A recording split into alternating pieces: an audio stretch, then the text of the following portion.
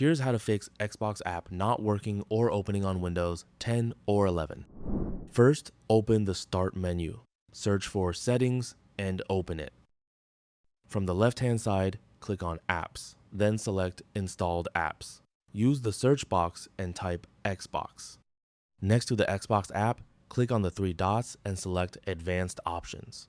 Now, scroll down to the Reset section. First, click on Repair and wait a few seconds for the process to finish.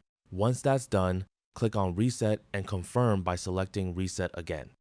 After completing both of these steps, try opening the Xbox app to check if the issue has been resolved.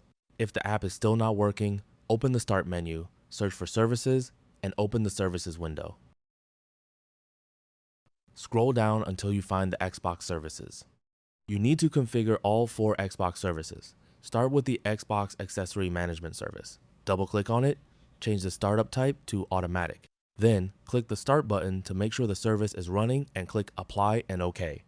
Repeat the same process for the other 3 Xbox services. Make sure each service has its startup type set to Automatic and its service status set to Running. Once you've configured all 4 services, you can close the Services window. Next, open the Start menu and search for Microsoft Store. Open the Microsoft Store, click on Downloads from the left-hand side, and then select Check for Updates. If there's an update available for the Xbox app, install it and then try launching the app again. If the Xbox app is still not working, there's another solution you can try. Open the Start menu and search for PowerShell. Right-click on Windows PowerShell and select Run as Administrator. Inside the PowerShell window, you'll need to enter 2 commands. First is this one.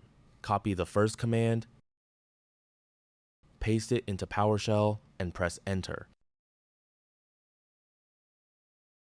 Then, copy the second command, paste it into PowerShell, and press Enter again. This should automatically open the Microsoft Store and take you to the Gaming Services page. From here, click on Get to install gaming services on your computer. Once the installation is complete, restart your computer. After your computer starts back up, open the Xbox app again, and hopefully, the issue should now be resolved. And that's it. That's all for this video. Thanks.